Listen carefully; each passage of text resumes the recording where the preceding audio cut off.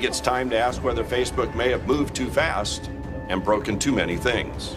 I think the damage done to our democracy relative to Facebook. That doing that and going down that path would not help us build Facebook out to what we thought it could be. If I knew what I knew now then I hope I wouldn't have made those mistakes, but I can't go back and change the past. I can only do what we think is the right thing going forward. How Facebook took over. Facebook, the OG social networking platform, the big boss of all other networking apps. But can you imagine that what has now turned into a global empire was once a simple college experiment? Yes, a simple dorm room creation of the genius Mark Zuckerberg. And it wouldn't be wrong to say that it has literally revolutionized the way billions of people connect, share, and consume information. It did not just set the trend. It became the sole foundation of social media. Now, whether you love it or hate it, you'd still have a Facebook account. But behind the success of Facebook lies a story of ambition, controversy, and power. And it has us wondering, how did Mark Zuckerberg build an empire that changed the internet forever? But before we start with the mighty rise of Facebook, let's delve into the story of the man who brought it to life. Now, you might believe that you know about Mark because you've seen The Social Network. But let's be real, that's Hollywood drama, not a documentary. In fact, it was an exaggerated spin-off of real life. Mark was never the socially inept, geeky fellow as portrayed in the movie. Rather, he was far more confident and approachable. Anyway, the real Mark Zuckerberg was born in May 1984, and he grew up in Dobbs Ferry, New York. His family was well educated and he was the only brother of 3 sisters. Hence, he was the prince of his own kingdom. Unlike the classic rags to riches tale, his story wasn't fueled by hardship or childhood trauma. He didn't need a painful path to push him toward greatness. His extraordinary skills did that on their own. He was a genius, a computer genius to be exact. So while other kids were figuring out the quadratic formula, Mark was already mastering C++. By 9th grade, he built a digital version of the board game Risk. That was the beginning of his era as a creator. Then he built a private messaging system called Zucknet for his family. It was a basic chat network that allowed computers in his house and his dad's dental office to communicate. As he ventured deep into the tech world, his local high school no longer challenged him. Seeking a more stimulating environment, he transferred to the prestigious Exeter Prep School, one of the top-ranked schools in the U.S. The environment there was academically rigorous. It was exactly what Mark needed. At Exeter, he met Adam D'Angelo, and the 2 high schoolers made a music player AI called Synapse. Based on the listening history of a person, the system could predict their music preferences. In the era of iPods, Synapse got really popular. It even caught the attention of tech giants like Microsoft and AOL, who were willing to pay millions for the software. But Mark was never interested. As soon as he graduated from Exeter, top companies were eager to hire him. They had seen potential in the young man and wanted to capitalize on it as much as possible. But Mark, being Mark, turned them all down. Instead, he followed his passion and headed to Harvard, the biggest Ivy League school in the US. Surrounded by some of the brightest minds in the world, Mark began experimenting. And sometimes the experiments got him in trouble. During his first year at Harvard, he hacked into the system and pulled students' photos without permission. Using those images, he built a website where students could rate each other's looks. The idea was both bold and controversial. He called it Face Mash, and it became the ultimate Tinder of that time, where students voted on who was hot or not. This was new for people at Harvard, so the site exploded in popularity. But there was one big problem. It was a serious invasion of privacy. Uploading photos without consent did not sit right with Harvard's ethical code, and the backlash was swift. As a result, Mark received a formal warning and he had to shut down the site. But while Harvard saw it as a reckless stunt, Mark saw potential. If a simple ranking site could create such a buzz, he knew he was onto something bigger. Apart from stirring up trouble, Mark partied as well. He was a member of the underground Jewish fraternity that threw crazy parties. There he met Eduardo Saverin. They were both outsiders to the Harvard community and bonded really well. In the early 2000s, social networking websites like MySpace and Friendster were publicly launched. They were one of the first websites of their kind, but they were not user-friendly. The websites would constantly shut down, There were a lot of ads, and rather than making communication easy, they were a hassle. Everybody was seeking a solution, including 3 upperclassmen, the twins Cameron Winklevoss, Tyler Winklevoss, and their friend Divya Narendran. Divya had come up with the idea of Harvard Connect, and the trio had been working on it for a year. However, none of them was a programmer, and their 2 original programmers had moved on. They were in desperate need of a new coding guy when they noticed FaceMash and the person behind it. So they thought they had found the missing piece of the puzzle and reached out to Mark. When they first talked to him about the idea, it seemed like he was pretty thrilled and eager to help. They sent him the data, and he agreed that it wouldn't take long for him to figure out the code for the website. But then he started ghosting the team and delaying the process of development. But behind all the excuses that he was throwing at them, Mark was actually working on his own product, aka the Facebook. The concept was very much identical to Harvard Connect.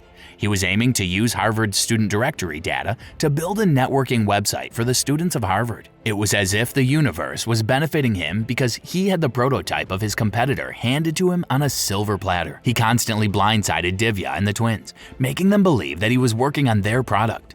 At some point during the process, he thought he should tell them about his real intentions.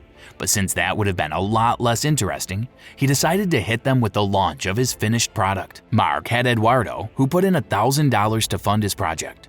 No contracts were signed, it was just a verbal agreement between 2 friends. And then it was showtime. On February 4th, 2002, a few days before he was expected to hand over the final code for Harvard Connect, Mark and his dorm mates launched the Facebook. It was all over Harvard's newsfeed, and the people were enthralled by the concept. Except 3 guys. You guessed it, the Winklevoss twins and Divya Narendra. They never saw this betrayal coming, not even in their worst nightmares. The project that they had poured their hearts and souls into for over a year was taken away from them by none other than Zuckbot 3000. And that tells us about the other aspects of his personality. First, he has no hesitation in crushing competitors before they even have a chance to rise. Second, if he believes he can do something better than you, he wouldn't think twice before steamrolling his way to his goal. The Facebook was a hit on campus, and while Mark was high on success, the Winklevoss twins and Divya hit him with a lawsuit. They accused him of fraud, unjust enrichment, and breach of contract. They wanted him to cease the functions of the Facebook. Mark denied all allegations and stated that the Facebook was a separate venture and none of the codes of the system were similar. Technically, he was right. The output or the overall concept might have been the same, but the software was entirely different and far better. Undeterred by his denial, the other party decided to appeal for a settlement for $65 million from the Facebook. But since their case was already weak, they lost in the Supreme Court. Amidst the legal fiasco, the Facebook was soaring high. The number of users was increasing day by day. That is when Mark got the idea of expansion from his roommates. They thought if the Facebook could work at Harvard, other Ivy League schools would also love to have it. So they launched it at Columbia, Stanford, Yale, and other similar schools. Within weeks of the launch, thousands of users joined the Facebook from each of these schools. Based on the response of the public, they started expanding in other schools as well. In no time, the Facebook had become the talk of the town. It had gotten thousands and thousands of users, and then it was time for it to bring in the money. Mark was the tech guy, so Eduardo handled the business side. He started meeting with investors and bigger advertisers. And in no time, they had locked their first deal with Visa and American Express. Over time, they worked with plenty of advertisers, and people outside the university campuses also started talking about it. They started generating most of the revenues when the record companies got in touch with them. Then came Sean Parker, the co-founder of Napster, the file-sharing computer service. Sean was an entrepreneur, and at the mere age of 24, he had accomplished a lot. Mark and Eduardo were in New York for business when they had dinner with Sean.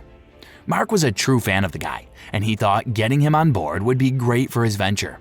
However, his partner Eduardo disagreed. He didn't think highly of Sean and thought he was just a smooth talker with no real business. As they kept on expanding, Mark knew that if he had to make the Facebook a long-term thing, he would eventually have to turn it into a bigger business model. And to do that, he would have to move to the tech capital, Palo Alto. Now, he could have stayed at Harvard, finished his degree, and then moved to Palo Alto. But that would have taken another 2 years. In those 2 years, multiple competitors could have surfaced in the market. The website was already there. Just a couple of tweaks, a new name, and a different website would have taken over. Mark did not want to risk that, so when he came to Palo Alto to hang out for the summer, he decided to stay there and drop out of Harvard. Eduardo, despite being his friend and business partner, did not follow him there. He stayed at Harvard. The rest of his friends and Mark rented a big frame house in Palo Alto, and that became the first Facebook headquarters. Now that Eduardo was not there, Mark got the chance to reconnect with Sean Parker. Sean and Mark became roommates, and he was the one keeping things in check. He taught them how to navigate Silicon Valley and how to enter the race of tech giants. In short, he was the strategist this group of nerds desperately needed. Hence, with the combined brains of Mark and Sean, the Facebook was doing extremely well. It had 1 million users by the end of the year, and investors started bringing in some really good deals. Thankfully, Sean was there, so he told Mark that he should remain the CEO and founder of the Facebook for as long as possible. He wanted Mark to have all the operations under him and not hand over his potential business empire to a bunch of investors.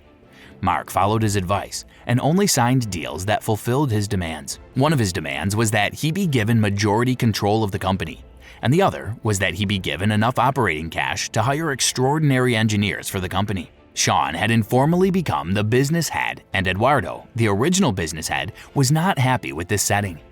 Meetings were done without him, decisions were made without him, and he felt like he had no say in the company.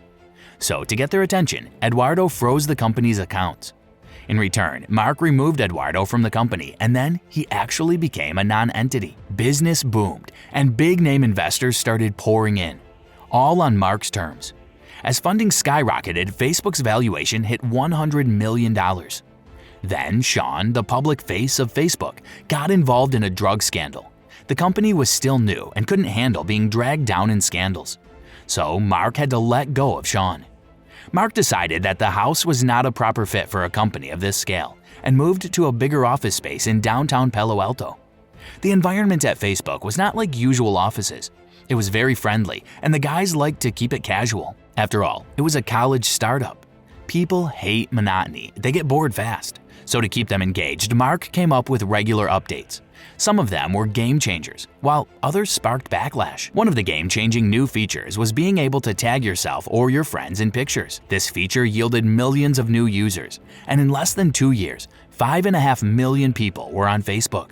At that point, Mark was offered a buyout for $1 billion by Yahoo. It was huge, but Mark was not willing to give his very own company away.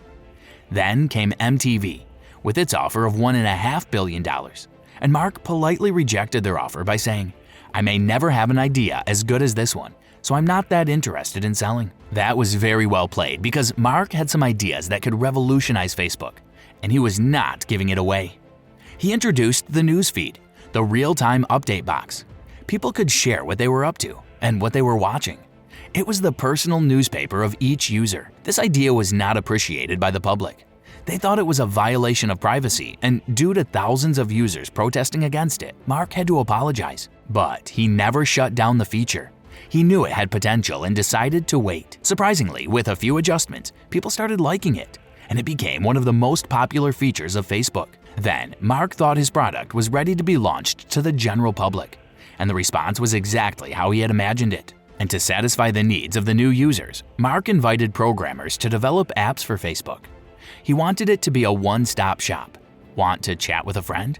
Open Facebook. Share vacation photos? Facebook's got you. Play games? Yep, Facebook again. It had turned into a complete platform. And then in 2007 came Microsoft. Microsoft wanted 1.6% ownership of the company for $250 million, and Mark couldn't resist this immaculate offer. It increased the company's value to $15 billion. Advertising, a significant part of Facebook, was launched in 2007, and its main goal was to generate revenues because despite being a multi-billion-dollar company, Facebook was generating a revenue of only $30 million. While the advertising feature was a hit, Mark made a huge mistake by introducing Beacon. It was like an unwanted gossip partner broadcasting users' activities to everyone. If you buy a thing through Facebook, your friends would know. Most users did not like this update, and backlash followed. So he had to apologize again. But like his previous mistakes, this also didn't cost Facebook very much. Mark had made it a need for all. When you run a company of this scale, you meet a lot of new people, and one way or another, you have to become a social butterfly. However, Mark was not really comfortable being in the public eye.